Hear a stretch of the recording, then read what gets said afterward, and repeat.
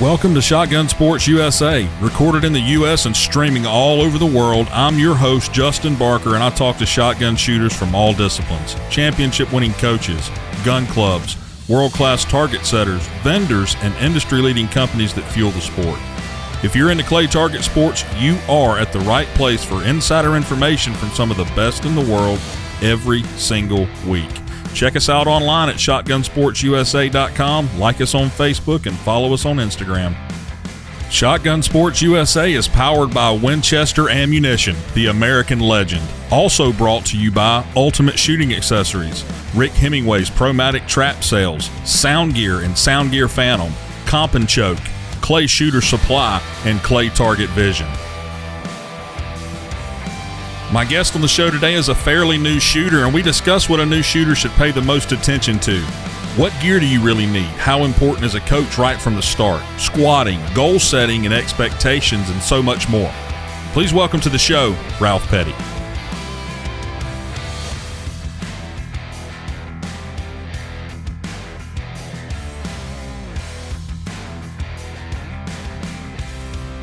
Ralph, welcome to the show. Hey, Justin, thank you for having me, man. It's can't really figure out how I got here, but it's been a pretty wild ride, but I'm honored and humbled to be on here, and thanks again for having me. Yeah, man. So tell everyone about Ralph Petty, who you are and what you do for a living. Well, I'm 54 years old, originally from, we'll get to more of that later, the 54-year-old part, but from Knoxville, Tennessee, and I've lived in Cleveland, Tennessee for about 25 years, and Jill and I both from Knoxville, but found our way here. And then I have two children, and one is a sophomore, my daughter Reed at the College of Charleston, and doing great. And my son Emerson is a sophomore at the Baylor School in Chattanooga, and he's all boy, 6'3", about 270. He's a center, all football, and a 16-year-old son. So thrilled and about both of them, and they're doing good. So kind of funny, a side note, Justin, Jean Bostic, who I was able to meet last week at the Gator Cup, was a boarding student at the Baylor School, and her favorite teacher was Heather Ott, who happens to be my son's English teacher,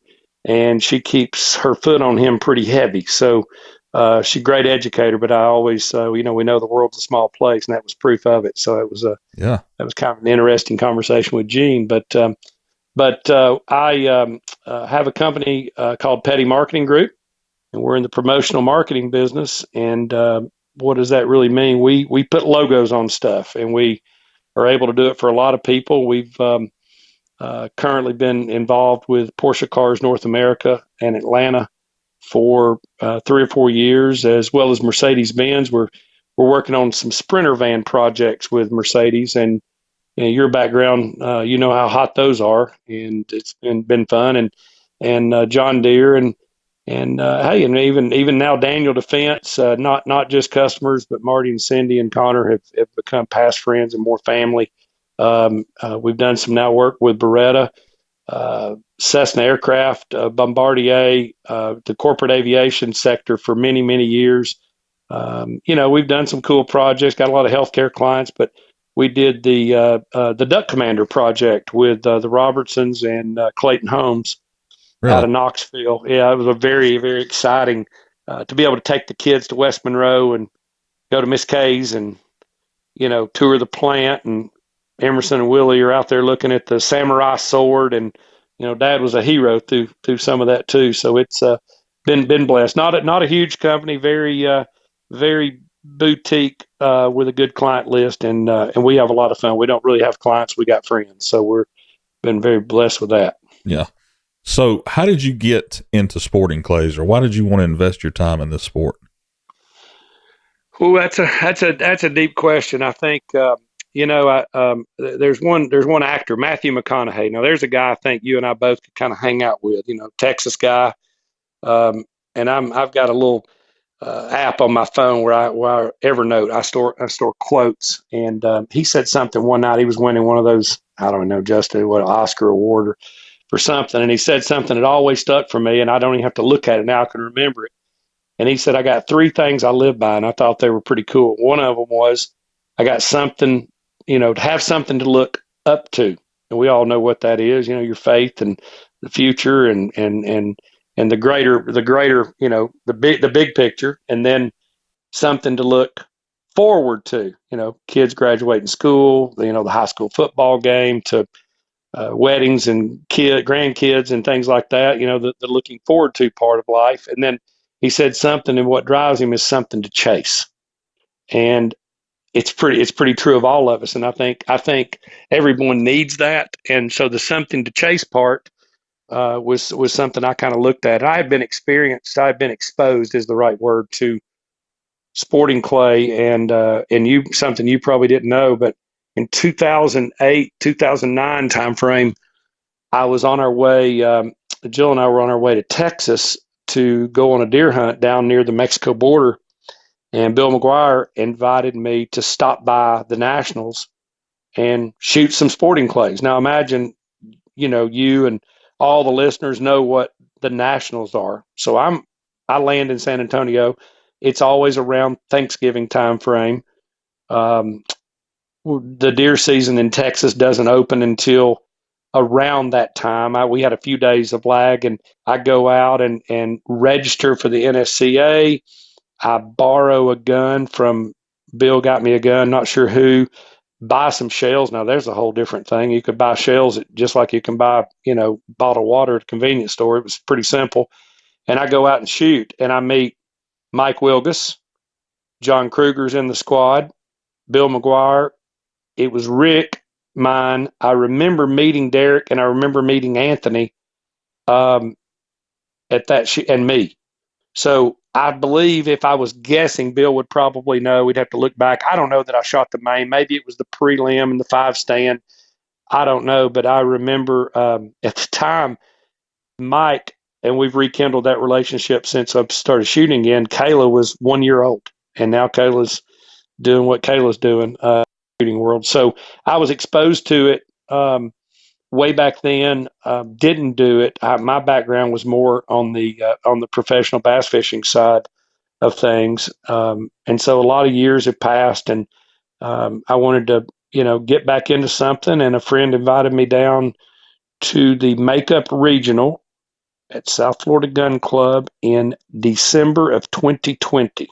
Bobby Hilliard invited me to go down, and it was at South Florida. I again re-signed up for NSCA, bought a gun real quick, go down there, and I owe Bobby a lot. He took me and showed me how to work the 5 stand, and it was a circus fire at best. I mean, get in the second peg. All right, move down one. Get some more shells. Move down one more. Bobby hadn't been back to a shoot yet. I'm glad to say he's going to be at the U.S. Open this year, but I just thought it's just something. I just got really addicted to it, and I thought this is fun, and thankfully hadn't missed one since. So that's how I sort of got to where I'm at right now, and just really having a good time with it. You mentioned professional bass fishing. What did you have to do with that?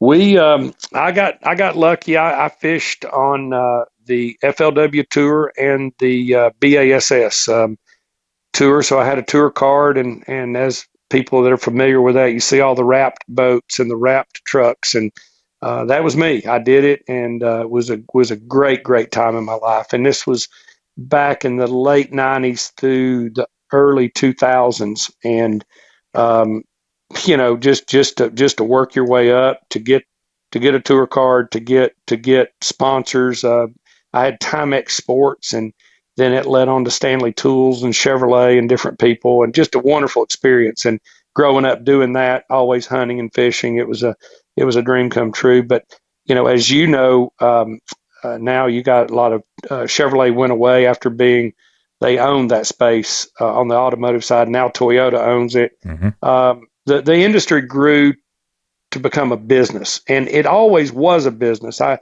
ESPN coverage was all there, but it's changed a lot, and used to have some unique rules that fit people like you and I. People that had careers and families that had a 30-day mandatory off limits.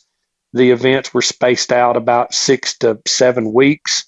So you didn't feel the need to, be rushed. You could come home and live a normal life. Nobody's getting a think about it on our side, Justin. Imagine if it was before the U.S. Open, nobody could shoot a shotgun for 30 days. You didn't feel like you were behind. Yeah. You were part of it. Then the first year, they started doubling up. So you might be at Sam Rayburn and practice starts on Monday, Tuesday, Wednesday, events Thursday, Friday, cuts, final day, Saturday, Sunday. And if you don't make the cut, you relocate. Now we're going to Grand Lake, hypothetical, in Oklahoma. We're going to do it week 2. And then it just, you realize with a business that I loved and started, I just realized it was coming to an end pretty quick. And I've got lots and lots of friends from that space, and they're doing very, very, very, very well. And again, my son thinks it's cool when we go to Bassmaster Classics or we go to MLF events, and all the big names will come over and give their dad a hug, or give his dad a hug, and it feels good. And that was a great, great time, and I'm glad to see them go on and do some really, really great things. And I think this sport can do the same thing. There's lots of similarities. Let's talk about being a beginner in this sport. It can be very intimidating not knowing anyone, not knowing what to do or what to expect, not knowing that people really don't care if you hit or miss all the targets, and on and on. What is to be expected coming from someone that just experienced this not that long ago? Well, it was, that's a really deep subject, and you couldn't have hit that more on the head. You get to these shoots, and the first thing I think of is just the logistics. I mean, you've got people in fields parking trailers. You got Can-Ams and Polarises running everywhere. You got golf cart rental over here, ammo pickup over there. You got to register. There's a squad change. I remember all of that, and again, I've known Bill a long time, but Bill's busy. Bill's there on business, and you can't go hunt down Uncle Bill. You've got to kind of do it on your own. So again, Bobby Hilliard helped me on my first one. And it's really nerve-wracking. I was showing up at my stations 30 minutes early. It was, just because you were so nervous about being there, and then you get ready to shoot, and it's almost like you're shaking. You're just so much anxiety. So, but at the end of the day, when you get through one, I've often said it would be nice if there was like an orange tint at each event that says, beginners 101, we're here to help or whatever, just because, the red course, the creek course, the rose course, the black course, the purple course. I mean, 5-stand, feed task, you name it. I mean, just, these are on big parcels of land. These are not baseball diamonds. So it's big and spread out, and there's a lot of people, but people will help. And I'm a product of that. And they'll show you the way. They do not care how many you hit, trust me, or how many you miss.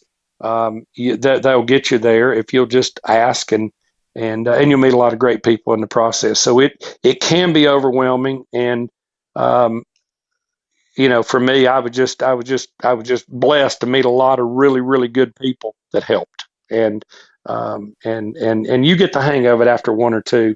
So, and all I've shot, Justin, actually is all big shoots. I've not shot any small local shoots whatsoever. So any punch that I've got is always where, Anthony, Bill, Zach, the master class shooters shoot. That's the only shoot I go to is the big ones, because I want to punch up where the best are. So that's kind of the direction I took. Yeah, I was about to ask that question. Why don't you get any local shoots? You just don't want to punch all the way to master class and then get somewhere and you're shooting a 55 and everybody else is shooting 85. You know what I mean? Well, I've done it. I've experienced it. I've met, people that, that weren't necessarily a name brand or a contracted pro with big sponsorship, and you'll meet Joe Blow along the way, and you kind of looked over there and, masterclass. All right. So we're looking at the cards. I'm thinking, oh, this will be good. And then you get to the third station and he's hit 3. And then later, and you don't say anything. You're not there to criticize. It's an observation. I thought, well, maybe he's having a bad day, not knowing. Then you get to about station 14 or 15, and they're like, I'm glad this is over. This is the first regional I've ever shot. And my mind went to, well, wait a minute, I got to get back to the hotel and get my NSCA book out and figure out on the website, how did he punch there to master and hadn't been to a regional yet. That was his first regional. So then I was explained that, well, he's done it at a 20-person, 40-person tournament, and yeah, he might have done well, but when you get to the big ones, it all changes. So I thought early on, I don't want to do that. I just want to punch. If you're shooting it, if Zach's shooting it, or anybody's shooting it, that's where I want to be, because you're punching up where they're punching, and to me, that's the only way I could make sense of it. So that's what I did, and glad I did it. Yeah, you brought up a pretty good idea. Why not have a welcome tent at these shoots? I don't know. Hey, I don't know that I've seen one of those. I know I haven't. I've probably looked for one. You think about. Let's just think about the first time, and I'm sure they've got, like, they reminded me when I got to nationals that I wasn't a rookie because I had shot it once before, but that was the only one I'd shot up until that point. So you think about nationals, and I'm sure they again, they're there to help you, but you pull through those gates and you think overwhelming. I mean, that's an understatement. So I'll tell you, the first person that I met was Cindy Daniel and Connor at the Gator Cup 2021 in January, waiting. You know how, Justin, they'll pull everybody pulls their cart, makes everybody put their carts to the side and let that one course empty out before they'll let you funnel in. Yep. And I met her and Connor, and then soon Marty, and they become family. I mean, we now travel together with everybody else, and she did a lot to kind of guide me along for a tournament or two, because you didn't know it. But you're right. Wouldn't it be nice if it was, for those people, like I was, just to say, look, I'm 101 and I don't really understand the map, or I don't know where to be, and what does 8:30 and 11:30 and 2:30 start times really mean, and just to be able to walk through that, I think it would be a huge help. Yeah. So you brought up your first shoot was in January of 2021.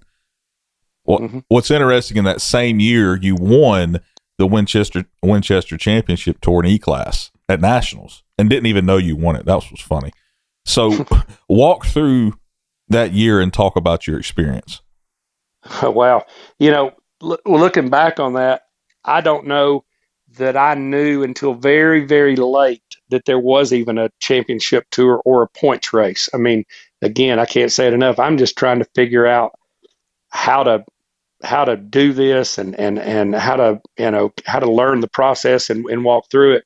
And somewhere I remember Cindy Daniels saying, "Ralph, did you know that you have to shoot the feed task and the 5-stand and the main for the championship tour points?"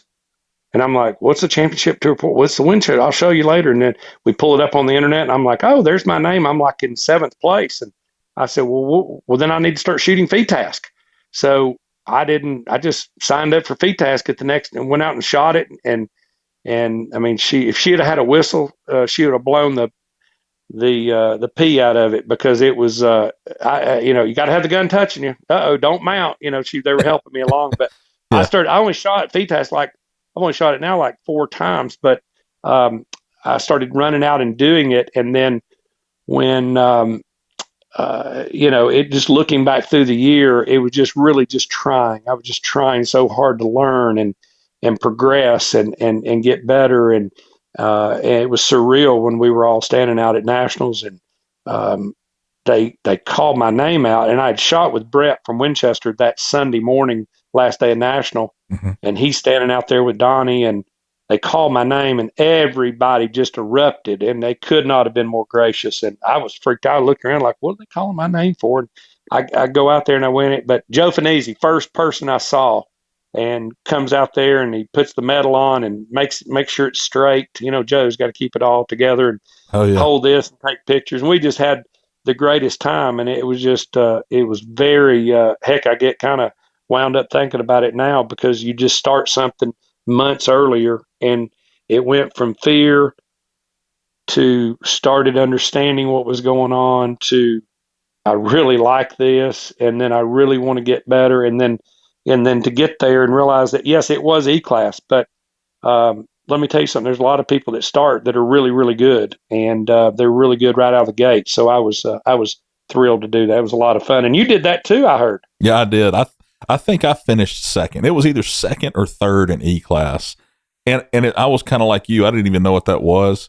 And in the mail one, because I didn't wait at nationals, in the mail one day, I got this plaque or whatever it was and a medal and saying that I finished either second or third, which I thought was pretty cool. It gives you a good, I guess it makes you feel good. Like, okay, I'm doing good at this. You know, let me continue on with it and see how it ends up, you know? So yeah, it takes a year to really, you just look forward to the next one, and you just continuing to learn, and you get a lot of the anxiety behind you, and it does kind of solidify, hey, I'm kind of doing it for a reason. And you know what? I was a happy E-classer, and you know, some people, you know, look down at that, but you know what? Like I say, you know, you want to show up and you think you're a double A, well, just go on and get you some of it. And I'll just hang out over here and I'll punch my way over there when I'm ready. But I do think the punching and the way the points work, or the classifications work is a better way to say it, is there for a reason. And so I just wanted to follow it right by the book, and doing the same thing this year. So that's, I guess we're getting ready to start that. So we'll see where we end up this year, but you're right. It is a good gauge, and you know, you got to keep score, right? You got to keep score at something. So and there's nothing wrong with that, and it's a lot of fun. So yeah, it was that was a really a cool way to cap off the year with a lot of good people. We had a really good week that week, so yeah, it was a lot of fun. You know, when I was starting out, FETASC really intimidated me. I didn't know what I was doing. I mean, you hear all these, they'll blow the whistle at you or stop you, or if you're not doing something right. I didn't know how the rotations work. I didn't know anything. And you know, crazy. They all helped you out. Hey, it's your turn. You know, you're up now. And it was really simple to learn how to shoot FETASC, which is a little more complicated, in my opinion, than everything else. It is. It's just that movement, and I've had really no formal lesson on it. You know, it just right now I'm just going out and shooting. I'm sure we'll work on that in the future, but it is a lot of fun. And again, it goes back to what we said earlier. They'll help you. I mean, the I wish I remember her name. It was a referee, and I think it was a husband-wife team at National. And I shot with Madison Sharp, and I shot with there was people from the West Coast. Really a good time. And no, I take that back. It was at Houston. It was in Houston. Mm-hmm. And we got done, and she said, well, you did really well. You had an 18 and a 17 or something like that. And I said, was that good? Out of how many? I can't even remember. She goes, 25. I said, okay, I got it. She goes, you know, there's only one problem. And I said, what's that? And she said, well, you know, they didn't tell you, but you have to wear pants. And I had on Callaway golf shorts and my shirt, my polo, my vest, you know, whatever. And I thought, you're kidding me. And and one of those guys, I'll see him again. His name escapes me. And for some reason, I noticed, why is he turned around? And I realized he was shaking. He was laughing so hard. He couldn't even stare at me because I was so serious. I thought they were going to disqualify me. And everybody else had either yoga pants or shorts or jeans on or something like that. And I thought, oh my gosh, I didn't know that. And finally, she let me off the hook, but she really got me good on the rules. But looking back, she was so helpful. Like, you know, you remember exactly when you walked in, and it was like you look at the bird, you get up and you get ready, and you're trying to get your stance right, and you get everything going, and you just start to mount the and she goes, net. Yeah. You know, you're trying to, you know, get into a soft mount.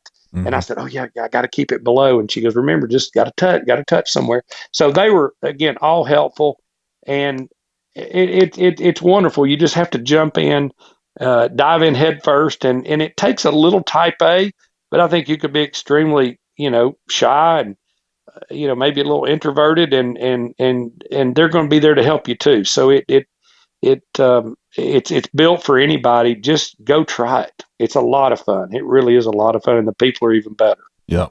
You know, no matter what class you're in, you're not going to buy success, right? I mean, it's a fact. So let's talk about this for a second. Nearly everyone thinks the first thing they should do is buy $8,000 or $10,000 shotgun.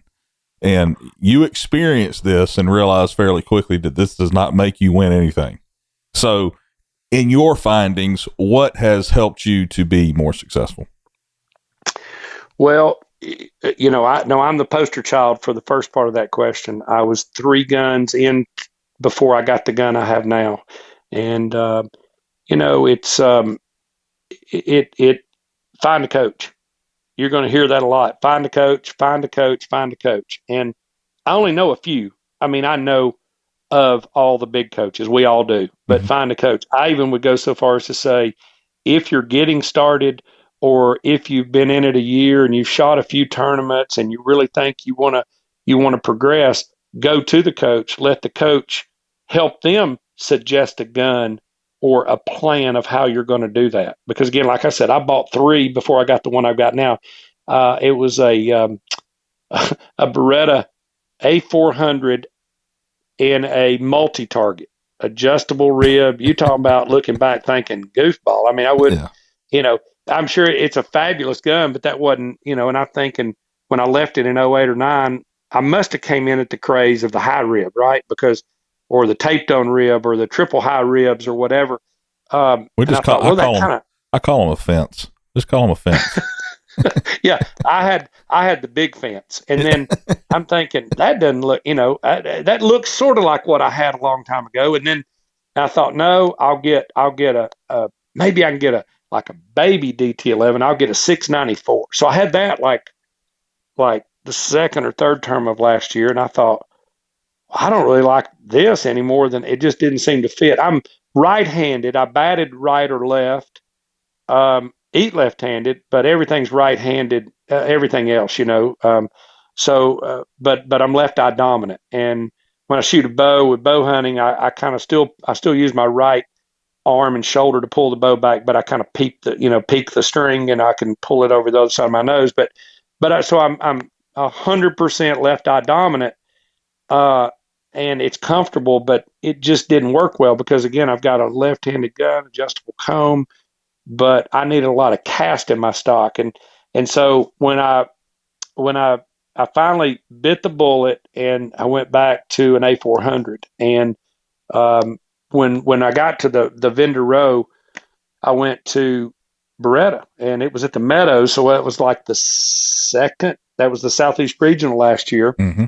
And we drive over to the golf car, or drive over there to the booth, and I met Desiree Edmonds. So I think Desiree Edmonds works for Beretta, Right. and it's so nice to see you. And she's so pleasant and cute. You walk in, and she's helping you. And look at this gun, and look at this gun. Would you like a bottle of water?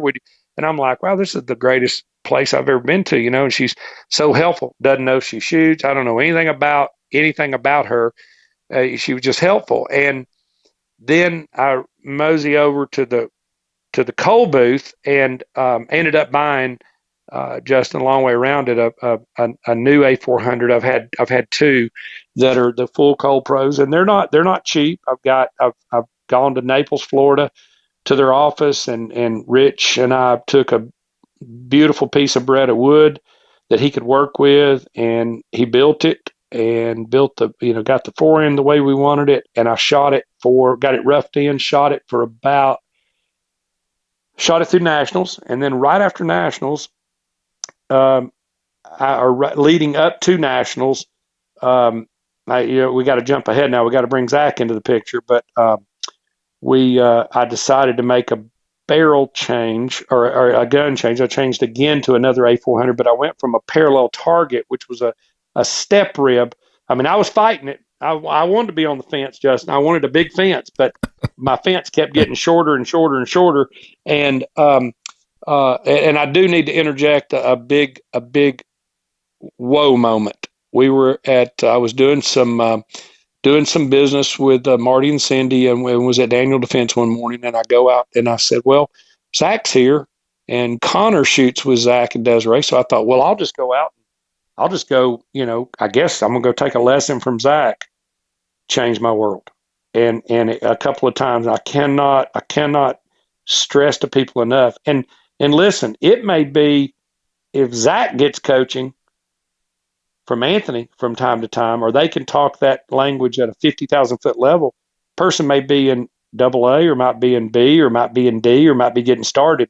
And every one of them at any point could start that. But it really changed it. And I was having trouble with a trap bird, a quartering trap bird at distance, and really struggling with it. And I believe I was 1 or 2 for, I've shot a box of shells. I've shot 25 shells at it, and I've hit it 2 or 3 times maybe. Zach said, sit down there a minute, just drink a bottle of water. I'll be back in just a second. He gets in the players and leaves, and I'm thinking, I know it's bad. I didn't know it was that bad. He's going to leave me. And he's gone, and he comes back, and he's holding a barrel. I'm like, where did he just get a barrel at, So he has taken the barrel off Desiree's gun, off her A400, put it on mine, and said, let's try it again. Now, obviously, flat rib. It's just the standard A400, flat rib gun. And I think, I just to call it right, I was either 6 out of 7 or 7 out of 8. And it was like the light bulb went off. And what I learned was happening, you get the whole point right, and you would see the bird, you would start making the move to the line, and then seeing the target moving up to the kill spot. Well, the problem was the step rib, the parallel ribs. Zach says, what are you seeing at the top? And I mean, by this time we were having really hard conversations. And I said, well, Zach, I'm losing it. And he goes, tell me what you mean by you're losing it. And I said, I see everything perfect. When I'm moving to it, there's a point where we're not looking at the barrel, but subliminally the barrel, I'm losing the bird totally. Well, he identified pretty quick that it could have been the rib. When he put that low rib gun on there, it was like I was looking at it like a drone. I mean, I could see the whole field, and I could just move right up to it, boom, pull the trigger, hit the bird. So then I said, okay, I'm going to make the switch, and ordered a good friend of mine wanted my gun. He was left-handed shooter, just retired engineer. He bought it, and I took the stock forend, moved it to my new ColdPro, and shot it a little bit more. Really liked it. They all looked at it, seeing how my eyes were. Had multiple people look at it, and it's been the greatest thing ever. So you can't buy it, and just ask people. And it doesn't matter if you go ask Kimball. You go over to DuPont Krieghoff and ask her. I'm a brand new shooter. I've never shot. Should I buy a $20,000 shotgun? And I promise you, she will tell you that's probably not wise advice. And It's not that you can't hold it. It's not that you can't open it, put shells in it, but you can't. You don't even know what the word move is until you learn what moving is. Moving the gun. And I just, you know what? It might not be the prettiest, and you've got beautiful gun. There's a lot of beautiful guns out there. But, you got to ask yourself, do I want the prettiest gun, or do I want a gun I can learn with, progress with, get better with? And then at some point, whenever they say that time is now, then I'll look at doing something else. But in the meantime, I'm having a ball with my A400, and it's a shooter.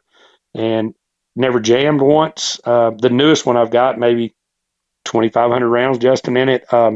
The one previous, probably 7,000, not one single malfunction.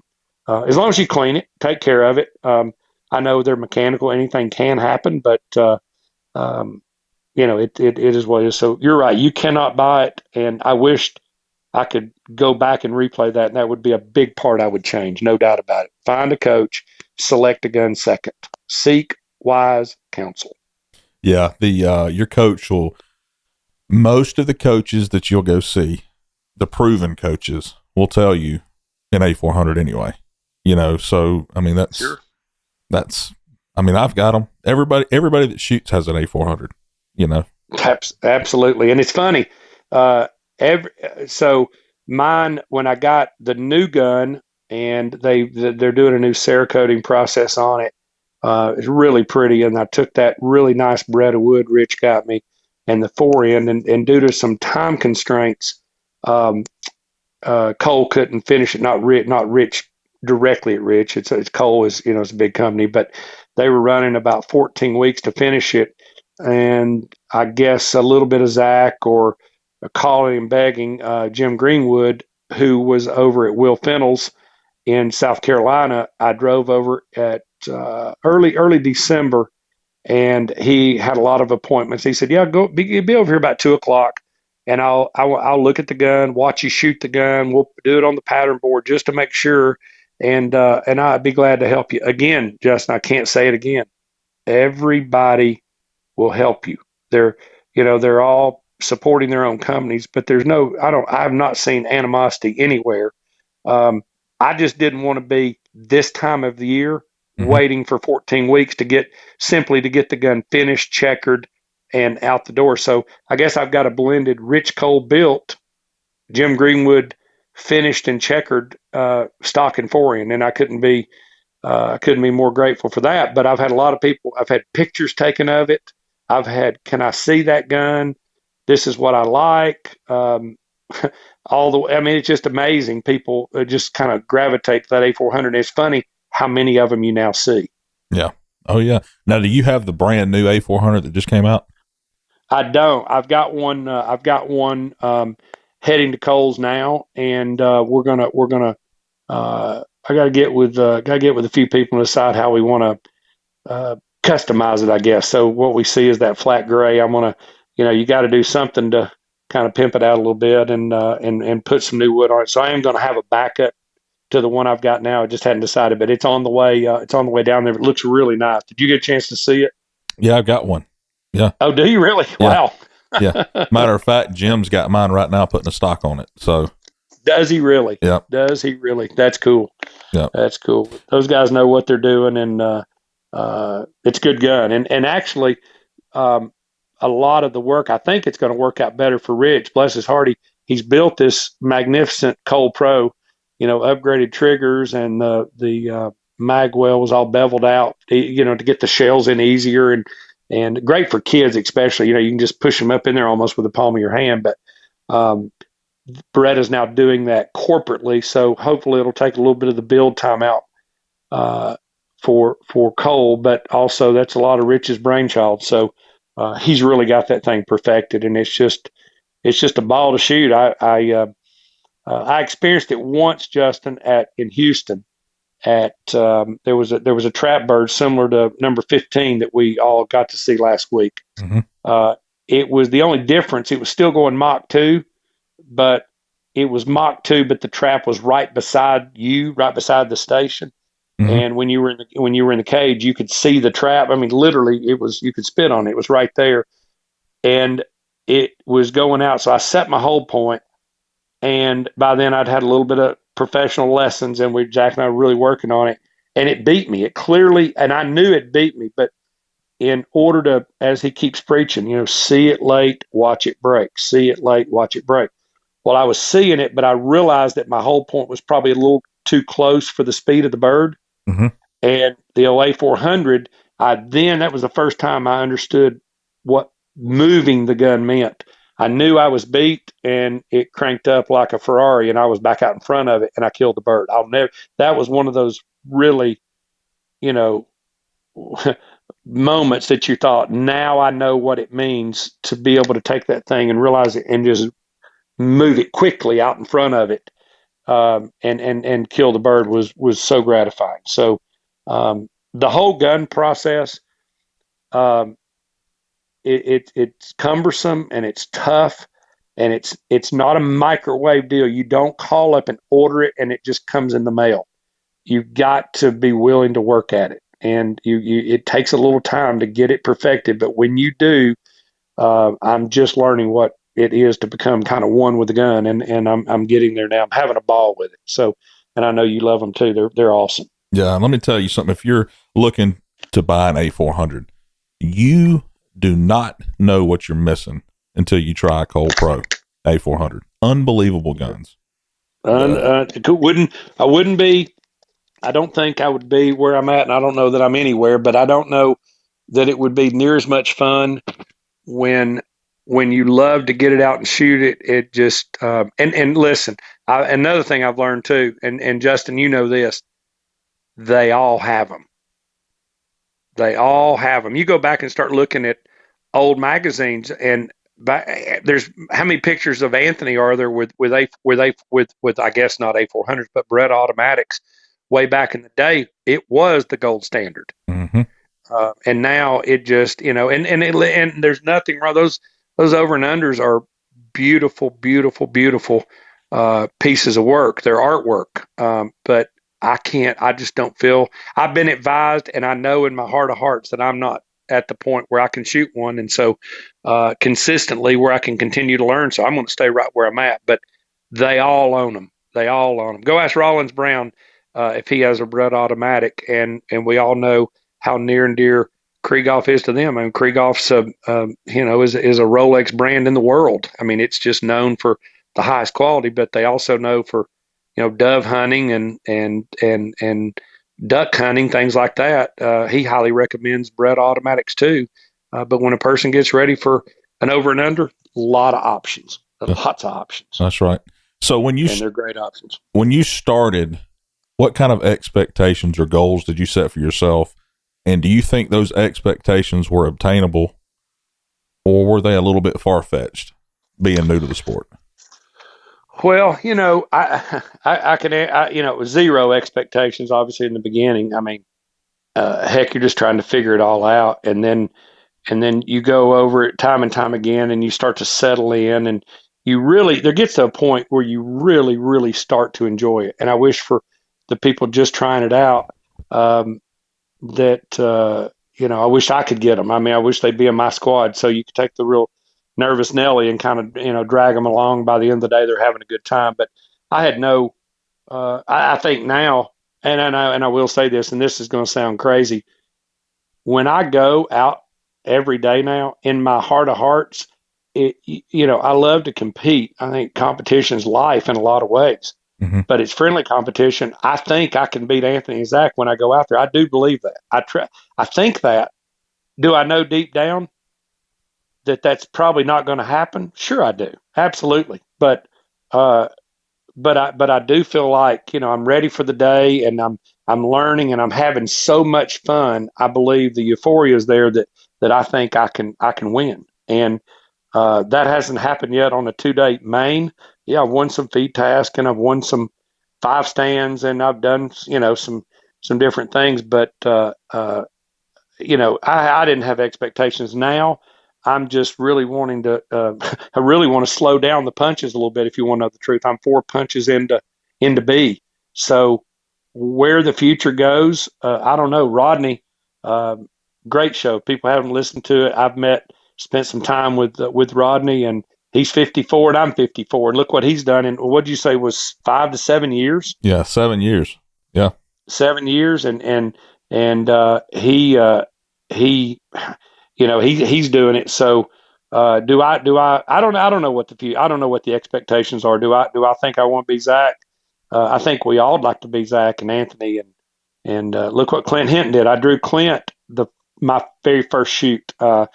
With Kyle Millwood and Kiana and Christian Crawford, and I'm a product of a really good first draw or first experience. Let me kind of back up to say that, and all of them could, they were so encouraging and helpful. It helped the process along. But expectations, Zach and I have talked about it a little bit. I think it's let's try to not consciously, but let's let the championship tour be our gauge this year, and see how we do. I started the year as CClass. I'm now 4 punches into BClass. So let's see how it goes amongst our peers, and continue to work and see where it goes. So I think you kind of have to set those year after year and see where you get to. So, but I like to think. Hey, I've met a lot of professional football players and the like, and I always tell some of them, you get to joking with them on the side, and kind of look over there, and I look over there and say, let me tell you something. I met one of them he was a world champion. He was an MMA fighter, and I told him, I said, now listen, I could whip your tail if you give me a minute or whatever, and everybody looks at him and said he'd kill you. But in your heart of hearts, I think you got to believe it, and obviously that's just in fun. But or I could outrun your brother on the drag strip. Do I really think that's going to happen? Of course not. Right. But I think anything you do, you at least you can't go defeated. You can't go make a sales call and say, well, there's no way they're going to do business with me. Before you walk in the door, you're already beat. I mean, that's the greatest thing sports teach us growing up. That's why, football, basketball, baseball, and then cycle it over again. It's just life lessons. So, yeah. No real expectations, just taking it year by year and trying to learn. Yeah. Explain what you have said before, which is you have to slow down to speed up. What does this mean to you? Well, Zach, the first time I took a lesson, and let me say this, it's like I've got a few professionals, my bass fishing buddies, Andy Morgan, one of the best in the world still today. And, Bill McGuire, when Bill's home, what do you think Bill probably doesn't want to do when he's home? He don't want to shoot anymore. He wants to go fishing. Right. So I don't have the luxury of having him there. But when I thought, well, Zach would be pretty good because Anthony was kind of hard to get to. And I was in Savannah with the Daniels. I thought it'd be, it was a logical choice. And we'd gotten to be, he's kind of like an onion. You got to peel him back a little bit at a time. And he's just such a super nice guy. And really, both of them are very, very good teachers. But I realized after the first lesson, I went over about 10 o'clock, and you've done this many times, get to Forest City. By the way, an unbelievable facility. I'm just disappointed they hadn't had a big regional there yet because it would be, or a U.S. Open, it would be just a beautiful piece of ground. But we get over there. The course is closed on this particular Tuesday. We shoot from about 10. Desiree brought lunch at about noon. 4:35, I get in the car. I get down the road, Justin. I come out of the gates. I get down the road. I pull into a convenience store. I get a Gatorade and Tylenol. And that's how much I was either thinking. And about 2 or 3 flats of shells later, I learned real quick that I've got to slow down to speed up. And I've got to forget everything that I knew. And I've got to change the way I'm doing it because the things I learned, it just showed me. And again, unfortunately, I was already 4 or 5 regional U.S. Opens, wherever we were at that particular point. I was already that far down before I ever took a lesson, and a lesson I got. And Desi's just as good at certain things as he is, but he gives you the spiel about seeing the bird. You've got the best seeing the bird story ever, and we've got to tell that one in a second. But I realized right then I've got to stop, and I've got to rethink how I'm doing this. So what I'm going to do, I'm going to take what he's saying to heart. I might be down 20 birds at the next event, but I'm going to trust it, and I'm going to learn to work with it, and I'm going to have to slow down in order to speed up at some point. And it was the best thing I ever did. But when he did give me and you've done it too, the spiel about, we got to learn to look at the bird. You have the greatest story that's ever told about seeing the bird. But I think a lot of people relate to it. I think we can kind of tie it together for everybody about truly what it means to see the bird. But you got to tell that story. I was at a shoot, and I was very new. Okay. And when you get up to shoot and you call a pull, you look at the bird and you shoot at the bird, right? Well, I'm shooting. I can't say it like I want to say it because we're on the podcast, but I'd shoot and miss and shoot and miss and shoot and miss. And one of the guys behind me, which was a pro, he says, "Hey man, you got to look at that bird." And I'm just short version of it. And I turned around and I said, "What in the hell do you think I'm looking at?" I am looking at the bird. And it was just, I was thinking to myself, what does this guy really think I'm looking at? I'm looking at the bird. Yeah. But I'm not looking at it like I'm supposed to be looking at it. And that's what you got to learn as you get better, what it means to really look at the bird. And I just thought you were supposed to look at it. I'm looking at it. I don't. Well, sure. But sure. I wasn't looking at it like he wanted me to look at it, and he wanted me to look at it the right way, and I just didn't know what that right way was. So that's the slow down. again, we're talking about, I'll say to everybody here, I humbly say this, this is the sport as I've seen it. And it is a very humbling, and as Desi says it best, sometimes the game's just hard, and no truer words have been spoken. So when I got there, I thought I had a preconceived idea of how this game was going to work, and then the big guy changed it real quick, and so that was the really slow down part. But you're exactly right, and we joke about that. It's still one of the greatest stories. What do you think I'm looking at? Just now, I'm beginning to understand what that really means. What we saw at the Gator Cup a few weeks ago, and the Finizis have become friends, and there's what a great shoot, and Gene and Double D. It was just a really good time, and you remember the little trap teal that literally, if 10 guys were standing there with a handful of rocks, we'd probably hit them. And then the little the little rabbit that was 10 yards away, going about literally just enough to keep it rolling on the ground. You remember those targets and the little soft teal behind it? Oh, yeah. Those were the ones with a little Zach Devil on my shoulder. I could hear him saying, slow down and look at them before you pull the trigger. And I think I came out of there maybe 5, 6, 6, 6. But again, it was those lessons where it was the proper stance and the proper hold point and the slow down moment. Because, that's not fourth and inches play. That's where you got to just slow down and literally see the W in white and the F in flyer and pull the trigger and thankfully just disintegrated them. And that was just the lessons I learned. But guess what? I don't think our whole squads came out of those even. I could be wrong, but there were 1 or 2 dropped ones.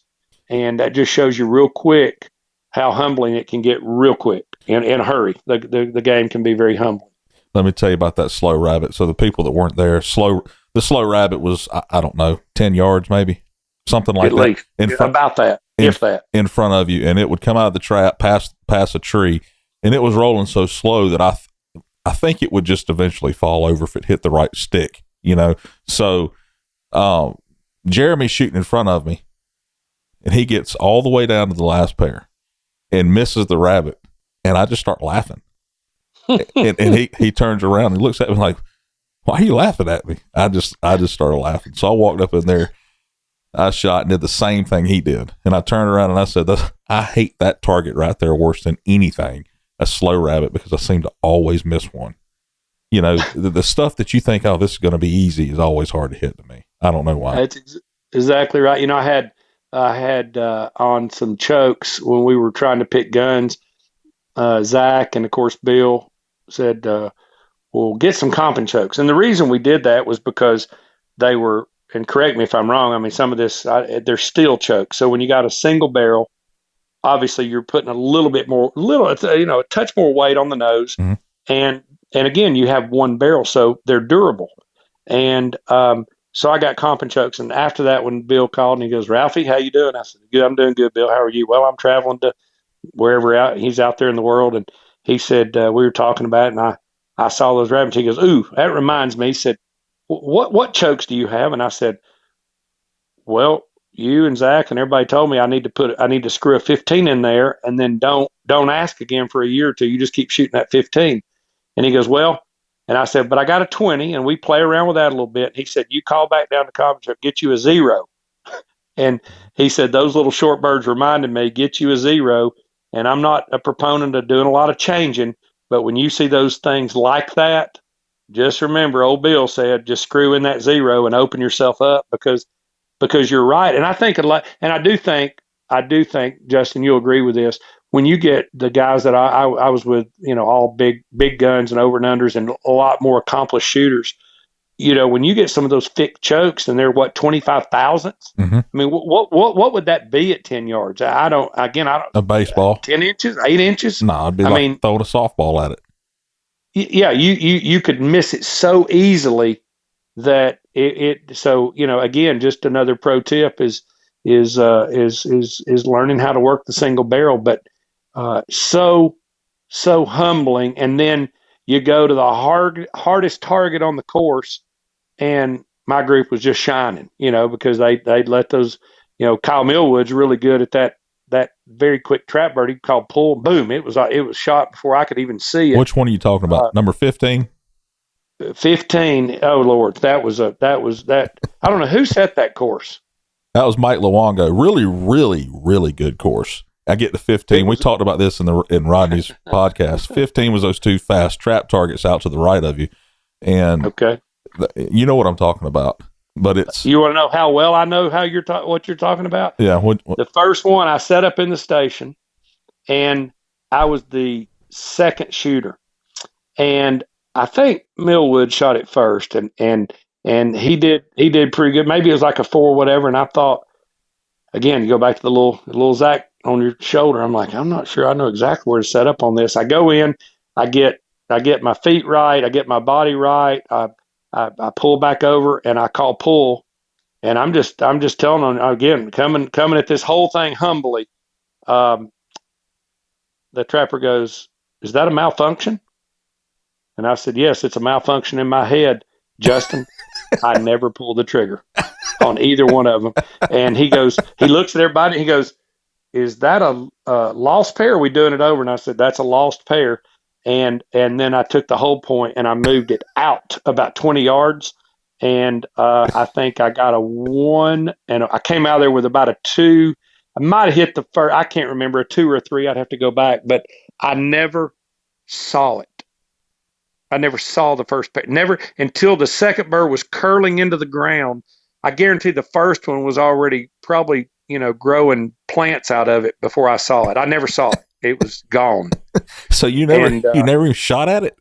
Never shot at it. Never saw it. Never saw it. And hey, one thing about it, we're going to see it late before I pull the trigger. I can assure you of that. And I never saw it. And the trapper goes, "Is that a malfunction? Or is that?" And I said, "Yo, it's a malfunction. It's a malfunction in my head." And I never pulled the trigger. Never done that. Ever done that. But again, for everybody that's laughing, hold off on that until you see it, because it was maybe what's the guy that does the YouTube?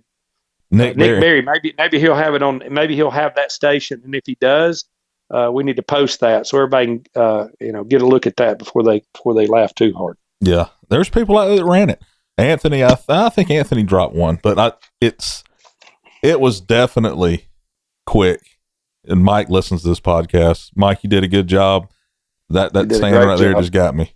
So, and I'll tell you this, we'll get into it later, but Mike, I met Mike at the Nationals with Ryan Harper, and by the way, Ryan, just another person I met, and just a quality, the young people in this sport, the Connor Daniels and the Ryan Harpers, and I shot with Griffin Howe, and I at the FETAS last time.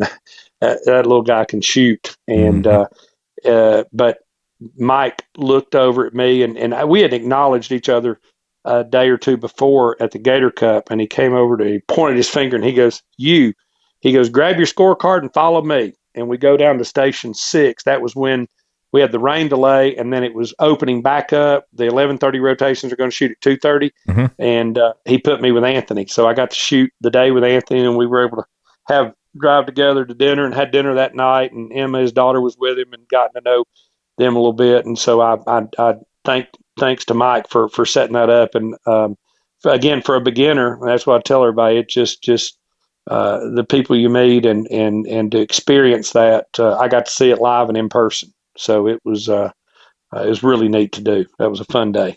Yeah, when I was starting, I got to always shoot with great shooters, and I liked shooting with people that were way better than I was. Mm-hmm. Even if they weren't in master class, they could be, an A-class shooter. I like to shoot with people that were way better than I was, and I still like doing that because you can learn. You can learn a lot just from watching, kind of like you watching Anthony. And I know a lot of these guys now. Have you shot with them? Any of these guys like that? And if so, has it helped you by watching them? Well, that's a great question. And the answer was no. So we go back again, just a little over a year ago, and you get to the first one. Goodness, you don't know anybody. So there's no way you're going to get squatted with any of them. But you know what? It's been great, Justin. So I have never selected a squad. And I would recommend that to anybody new, unless you're coming with a family member, or you're coming with that's shooting, or you're coming with a buddy, and just logistically you need to, ride in the same, share the cart together or whatever. But I wouldn't recommend showing up with five and shooting with all five, because how you gonna meet anybody? I love people. I mean, I'm a people person. But let me tell you, over the year, I've now shot with Anthony. I've shot with Joe Finizzi in Houston, and that was a great story. Doug Kirkendall was in there and become a good friend, and of course, Bill and Zach, and then you'll meet them. You'll meet a lot of people by not selecting your squad. Some are beginners, some are ladies, some are kids, some are it's just all kinds.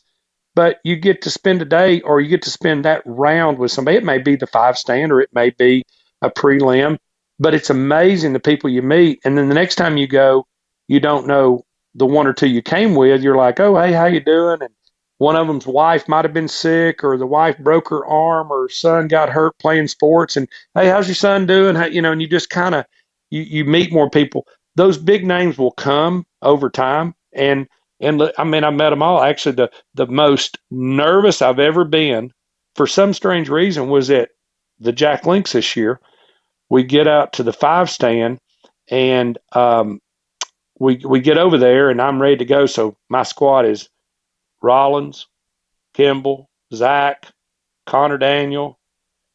Anthony pulls up. I'm in station 1. He pulls up in the next rotation. And we've met each other at this point. We've had some good conversation, but he pulls right up behind station 1 in his golf cart, and he's sitting there, and he just wants to watch the birds. Well, I'm already nervous enough because I've got my coach with me. I know he's over there grading me.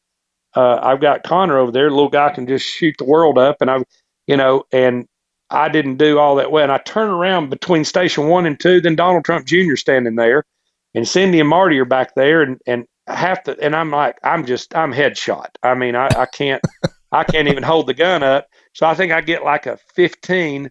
And then when we get to the second, third, and fourth layout, I think I progressed. It went like 20 or 21 and 20 and 21 and, whatever, it was way better. But again, nerves kind of come and go. But guess what? That's the greatest lessons you'll ever get. Anthony could have cared less, but Anthony was just there to look at the birds. But he's not there judging you or anybody else. But I just recommend just random squad. I just think it's good to meet people, because you'll meet all kinds of people. And I've offered people riding my golf cart or riding the Can-Am or whatever. I mean, everybody's there to help. So, but I've been fortunate now to shoot with quite a few. And guess what? You won't believe it, Justin, but they still load the gun and pull the trigger the same exact way. They just hit a few more. That's right. So they're no different than anybody else once you get past the starstruck stuff. So yeah, and even if you can't shoot with these good guys, you can go home, get on the internet, and contact one of these guys as if you want to talk about a coach or another shooter, and they'll help you out. You can always learn something from the internet. Watching YouTube, Absolutely. Watching the videos. You can subscribe to some of these coaches have like monthly online lessons. You can subscribe to that, and just various other outlets that are out there. So when you were getting into this, did you watch any of that stuff? Did you get on YouTube and like Nick Berry, you just brought him up? Yeah, well, I'll tell you the truth. I remember driving I'm basically right outside Chattanooga. So I'm 2 hours to the Atlanta airport. And I drove to the Southeast Regional, which was really my first one, and I was invited. Bobby Hilliard invited me to come down again. And so I go down, I listened to your podcast 10 hours. Oh my word. Because I'll say this, and I could probably take the test on every episode. And if you put honest and fair questions on there, I'd probably grade out pretty good on that one. But if you really think about it, what else is there? Okay, so I've got Anthony's videos, and I've watched them. Fantastic. I look at the idiots on Amazon that kind of, if you look on there where I ordered it from, I didn't know who to call at the time. and somebody put 1 star, boring. Well, what idiot is that? I mean, they're really, really extra good videos, and I'll recommend anybody to buy those. But take them. You got to take them in sections. Sit down and say, I'm going to watch chapter 2, and I'm going to watch it 2 or 3 times. And if you don't understand something immediately, back it up 15 seconds and make sure you at least get the basics. Brand new book. I'm envious. I know you've got it, and if I'm sure read it cover to cover now. Looking forward to getting that. But if you think about it, outside of the podcast, and then of course the Nick Berry videos, that's all you got. So I can't think. If it's meant, the podcast have meant a lot to me from the language, just the understanding the language of the game, and understanding etiquette. When you're things that you learn from other guests, and you ask the pro shooters, does anything bother you? I really don't think a lot bothers them, but the machine's running, and I've seen it all. I've seen Polaris's or Can-Ams go by, and you'll feel a little bit of a woofer woofing. Woof, woof. You feel, I'm like, well, the kids are jamming out in there, but they're people trying to shoot. So you learn a little bit about the language, the etiquette.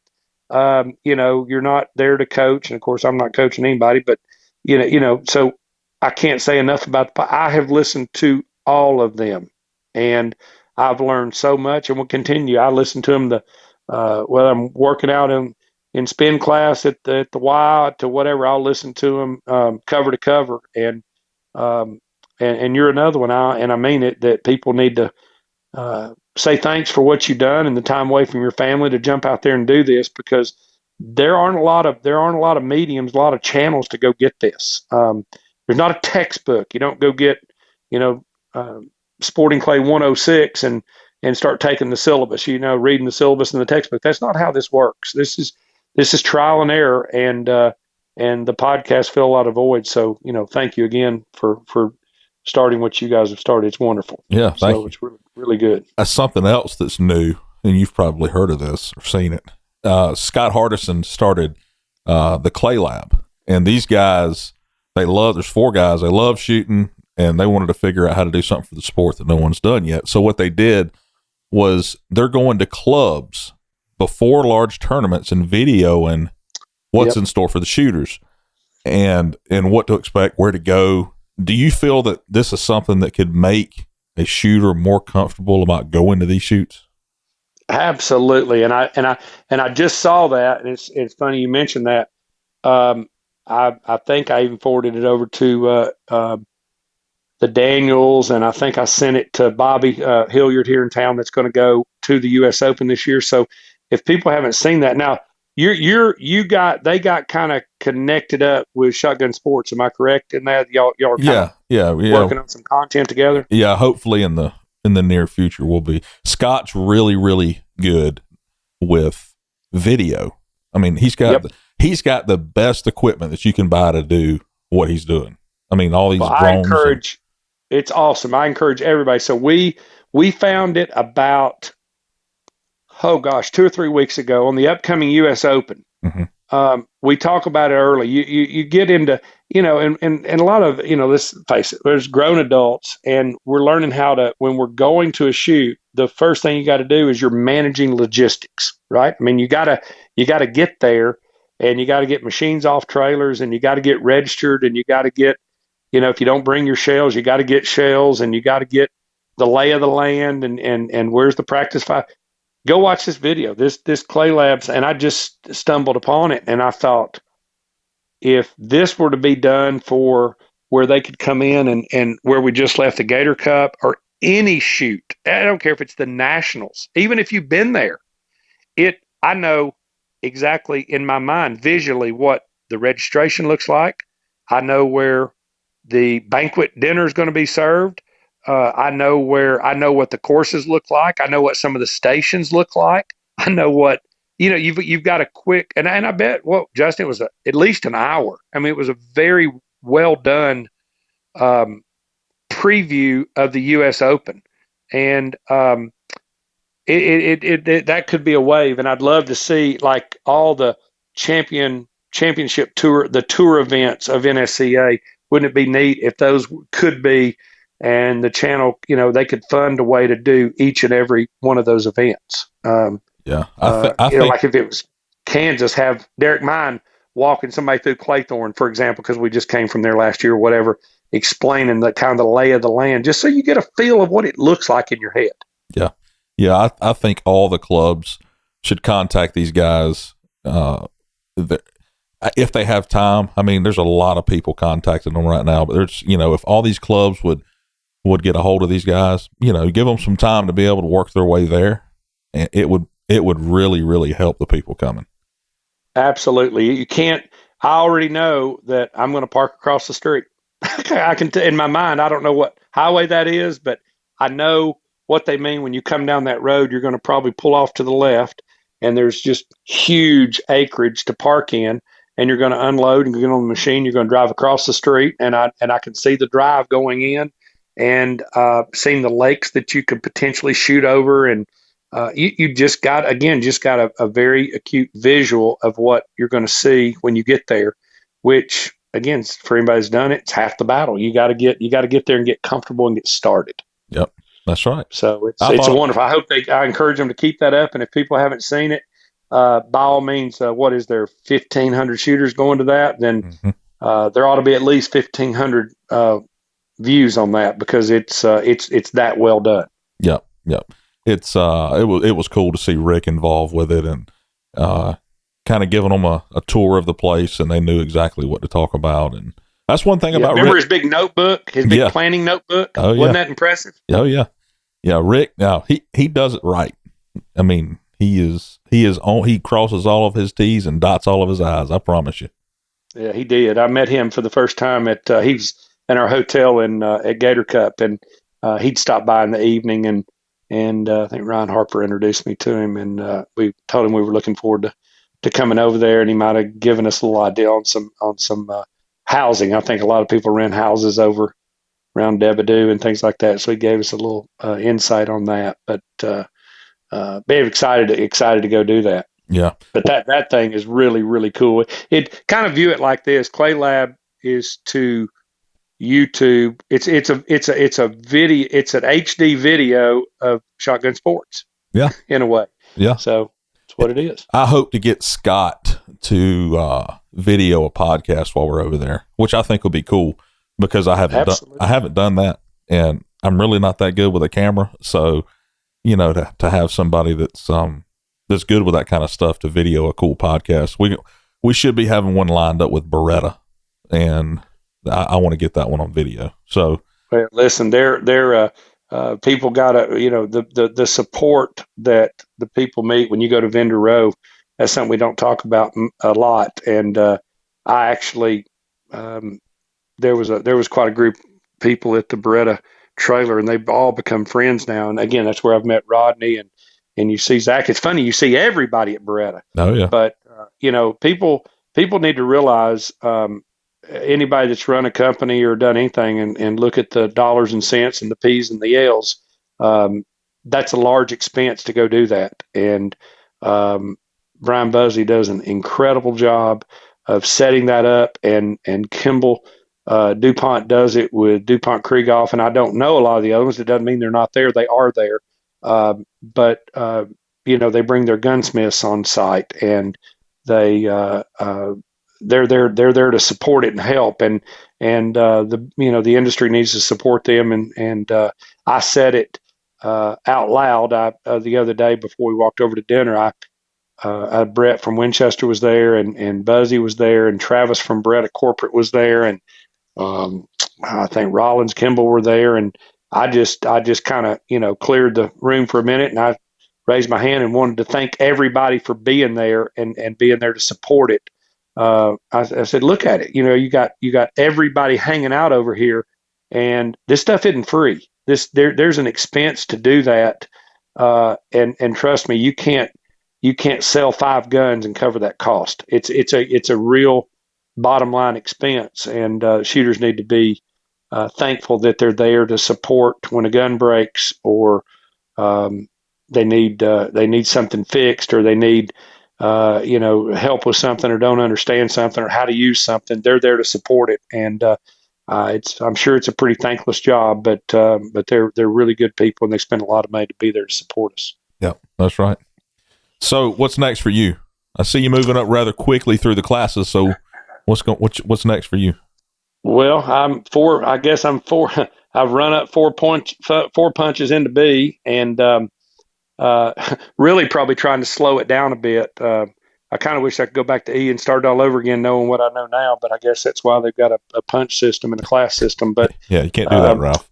Can't do that. Heading out to Arizona next week, and looking forward to that. So I'm gonna shoot the rest of them. Then of course the U.S. Open and all the other regionals. Just looking forward to going to different spots and seeing different birds and just continuing to learn. And as Zach's told me a lot of things, and I've made mental notes of it. And he mentioned one time that something to the effect of, early on, the only thing that's consistent is all the inconsistency, right? So you're just learning how to. I shot my first 81 at Jack Links in the Maine, and I was just so fired up.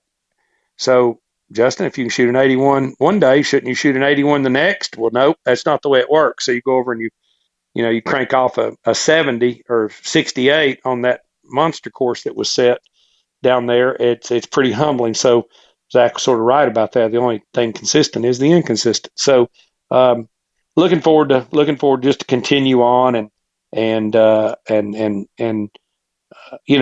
obviously if you get lucky and fortunate and keep learning, you might get up into master class. And I've got a few ideas of what maybe that should or should not look like. Let's as hear it relates. Let's hear. Well, that the NSCA, the master class debate and the pro class debate. And I think one sport I've been involved with has managed it. And there's a lot of smart people in the world, and we see it with PGA. We see it with like the Corn Ferry or the Nike Tour, and there's a qualification and a point system. But I really think at the end of the day, you could take a legal pad and a pencil, and you could probably write down 15 names. And I guarantee Vegas would not take these odds because they know it's true. There's 15. One of those 15 people, you're going to read about it. They're going to win an event, right. And you could do it without a pencil. You can start going right down the list of those shooters. Well, wouldn't it be great if there were a true pro class, and then a master class? You're not taking anything away from the master class guy, but in a pro class, maybe it would work. Fishing. Look what's happening now for the ones that don't know it. There was an original BASS that was the gold standard for years. Then the Walmart started backing Forrest L. Wood, the FLW. He was the founder of Ranger Boat Company. That was what FLW stood for, and it had its pro class, $100,000 to the winner, $55,000 second. It worked all the way down. If you just hung out down where I did, you got $10,000 and went home. But the problem with that is it led into what's now the MLF, Major League Fishing. So kind of what you're doing, Justin, with podcast, and now what we're talking about with Clay Lab, with what I think you said what Scott's doing. Well, they took it off the ESPN, the outdoor channel. So MLF is the top 70 fishermen in all of professional fishing. And those 70 go to a no entry fee tournament, fishing for the same money. And what did they do? They didn't put it on national television. The camera is in every boat. So you're getting to watch Anthony and Zach and Bill McGuire and Gavin and all these people, shoot live, or in this case, fish live. The fish are weighed. There's an official. The fish are weighed. There's no more putting them in the live well, going back to a weigh-in stand. There is no weigh-in. It's done on the water, and it's live. And those are the best fishermen in the world, and they qualify from either the bass side or the FLW side, and they work their way up into this pro class. I don't know how to fix all that, but I think one channel may be that it's the PCS. What was that? PCS or PSCA? Yeah, that was probably they were trying to get viewership and all that, but I think in this model, you could easily put that on a live YouTube. COVID taught us a lot about that. What could be posted whether it was church or what sporting events or whatever's posted live on YouTube. Well, that's the way they took it. But let those guys shoot for more money, find viewership, and find those non-endemic sponsors, like the Toyotas of the world, Toyota corporate. I've privately got, and I'll just say it here, I'm trying to make inroads with Polaris and Can-Am. Don't care which one, but I think both those companies need to be involved in this, because I don't know of any contingency of people that they could go to, any outlet they could go to and find more owners than are right there at these shoots. I mean, get those non-endemic sponsors into it, and truly create a pro class. I'll give you something you can go research. Back in the day, there was, and there still is, bassfan.com. It's some, I don't know if Anderson Media, somebody owns it. So let's just say for a minute, it's the Shotgun Sports, but it's a live website, and they have the world ranking in there. And I think it goes down 200 anglers deep. Mm-hmm. There's a point system very similar to NSCA, like the All-American team, or maybe the Team USA. Mm-hmm. So maybe that Team USA thing's already in play, and it goes out 50 people, and that's your pro class. And that's what's going to be. And it alternates as they perform. You don't lose your tour card, but at the next year you may lose it, and you step back into master class. Because I think the question maybe that hasn't been asked, we hear about the younger shooters come up, they go to college, mom and dad are paying the bill, they show up at all the shoots, they get out of college, now they're starting their careers, they're working 70 hours a week trying to get going, and they meet the love of their life, they get married, they're not thinking about shooting. So we realize we lose that group until they're 30-ish or 40, and they come back into it. But on the flip side of that, how many people punched a master class, and no pun intended, but they get tired of getting punched to death? They're punched out in master because they're not even on the first. You got to go down 4 pages in the printout to find them. They're not competing. Now, they started in E like I did, and they worked their way over there, but they all of a sudden are not really. How many of those people leave and never come back? I bet there's handfuls and handfuls. Where if there were a master class that was they're still shooting for money, and you take those people and let those top 50 shoot in their own space, let Anthony and Zach go fight it out over in the pro class, which is where they need to be, because they're professionally doing it 24/7, 365, and it's still not taken away from anybody's accomplishment. But back on bassfan.com, do you know what they used to have? And you could ask Bill McGuire on this one. They used to have shotgun. Let's see. It was a clay. It was sportingclays.com, just like bassfan.com. It was owned by bassfan.com. And they were covering NSCA shoots and who won them and what the final scoreboard was for all the classes. And it quickly went away, and they moved it right back over, and just they focused on bassfan.com, and it's been sold a few times since, and it's wild. Their viewership or their clicks is just off the charts. Wow. But they, at one time, they had bassfan.com, and I'm just hung up on shotgunsports.com, but it was something like that, and they were covering clay target shooting. You can go back and do some research on that, and it was going to have a world ranking. So I know a lot of the older timers will remember that. But there's a lot of smart people, but I think it would keep more people engaged. It happens in every sport. PGA does it, tour card. Fishing does it, tour card. All of them. You got it. Hey, you remember at the end of the year, you hear it that the Georgia grad that's a senior gets his tour card, and he's now got exemption to play on the PGA Tour. But guess what? If he doesn't perform, then he drops back down.